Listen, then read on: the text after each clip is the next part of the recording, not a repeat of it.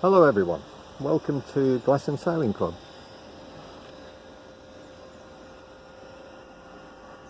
Right, today I'm just making a short video on the installation, my installation of a Webasto Airtop 2000 cabin heater. Quite a simple thing to fit. It's what I call a plug and play device. Anybody can do it as long as you follow the instructions and just take your time. Right, so first off, having said that, first mistake, as you can see, this is the four holes here. I mounted the unit, the heat unit, on the inside of the cockpit locker. Under the blue tape there's an extra pair of holes. More of that in a minute. Okay, so now we'll go down into the cockpit and have a look at where I've installed it. Not many of you will have been down at the bottom of here. You have a Konsort. It's a long way down. It's the tidiest it's ever been. Right, here we go, we'll get inside.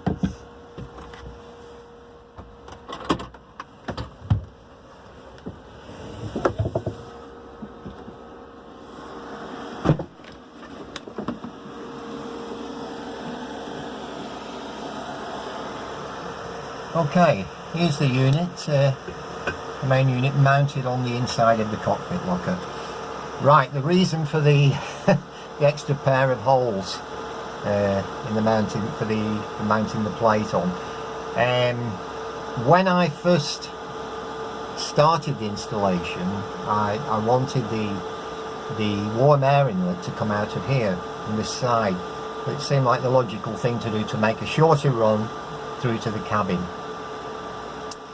Unfortunately, as I progressed the installation and I came to fit the fuel pipe for the diesel fuel pipe for the unit, what I found was the pipe was touching on the fuel line was touching on the exhaust pipe.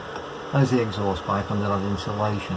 I don't know if you can see the fuel line. It's just hidden behind the air inlet pipe. You can just see one of the clips there. But yeah, it was touching on the exhaust pipe. I thought, should I tie wrap the thing out of the way, bend it out of the way? But I thought, oh crikey, it could kink, or you know, if the tie wrap let go, the fuel line will be against the exhaust pipe again.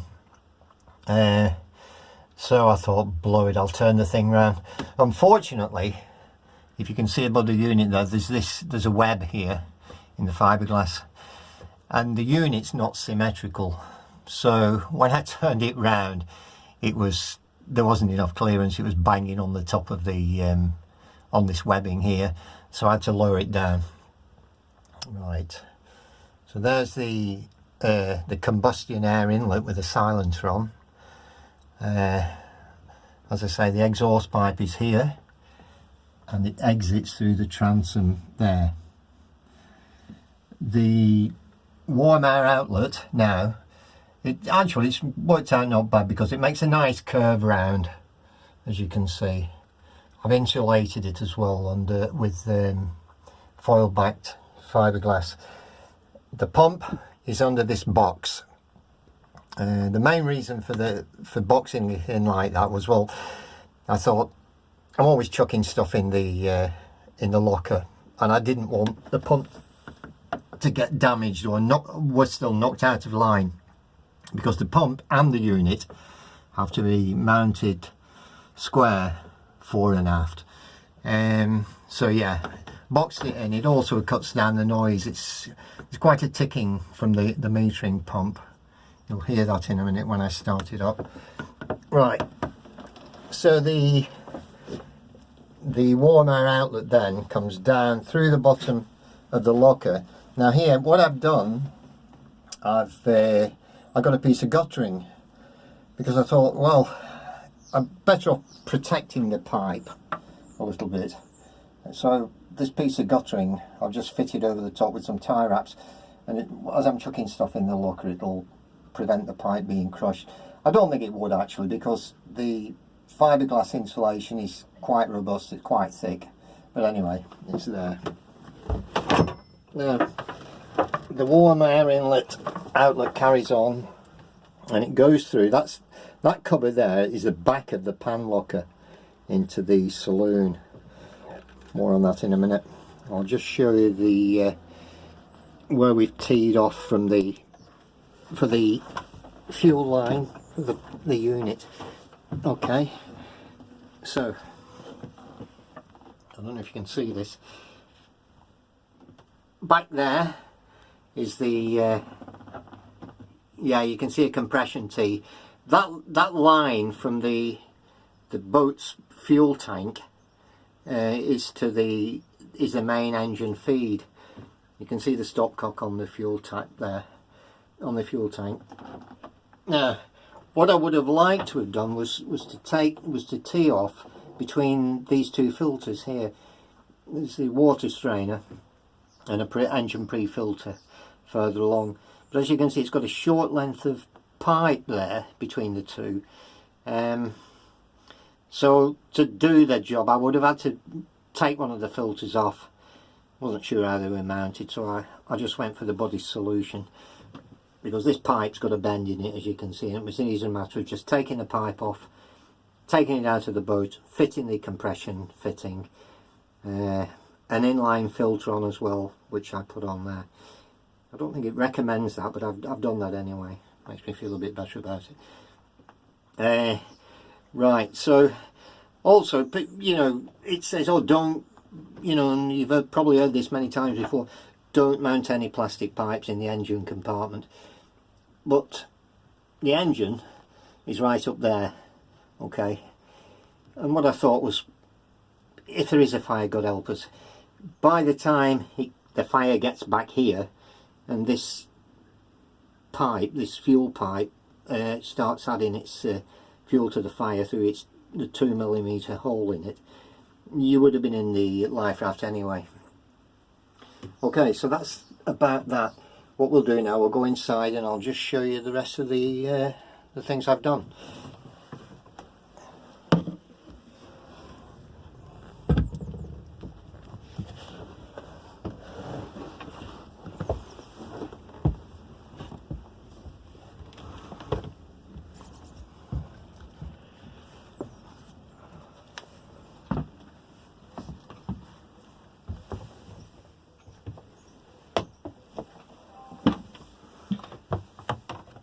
Okay, so here we are, here's the pan locker, and there you can see this is the black pipe coming through from the cockpit locker. Right, so far so good. But then when I came to pass the pipe through, what I wanted to do was put the outlet into the first saloon locker there. Unfortunately, the foot pump for the sink is a massive lump of plastic at the back of here, and I couldn't get the pipe through. I thought, oh God, now what? Fortunately, I was able to get my drill through this hole here and put a 70mm hole in the plywood. Brought that through the first locker, and the outlet is now here. Right, I'll just switch the unit on and we'll hear it running. So the control is here. Okay, so the rotary switch, full on there. You see the green LED. Now it goes through a startup procedure, and it takes a minute or two to get moving, but we'll hear it in a minute. I'll just show you what I did with the wiring here. Right, the unit has to be permanently, has to have a permanent 12 volts feed on it, because it goes through a shutdown procedure as well. So what I did, I thought I could have found some way of mounting the back of the 1, 2, 3 switch out of the way, but I thought, well, I'll just put terminals on the posi neg and connect them directly to the battery. There's a little fuse box down here as well, and a couple of fuses in it.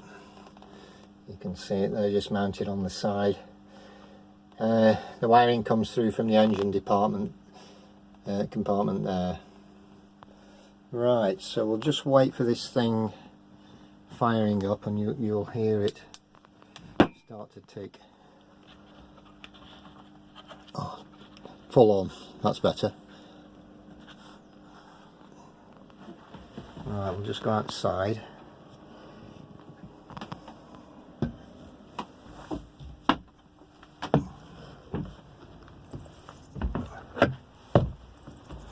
Like I said, it's an easy, anybody can run a couple of wires and follow a diagram, can fit this. There's nothing technical about it at all, really. All the clever stuff is inside the unit, which you won't go near. And just wait for the thing firing up.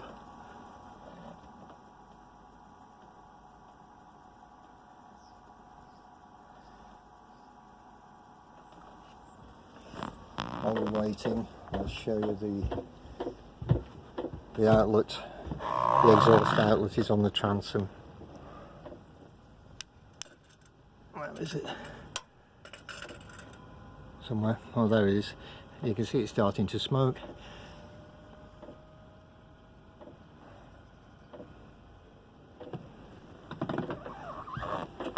And now you can hear the pump ticking, the metering pump. And the unit itself starting to come on.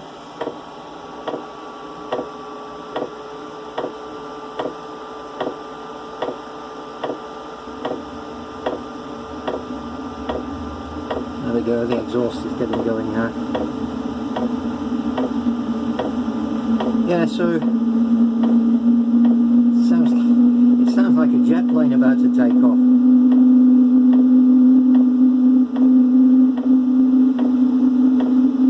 But it does quieten down. Well, once it gets warmed up, it'll quieten down quite a bit.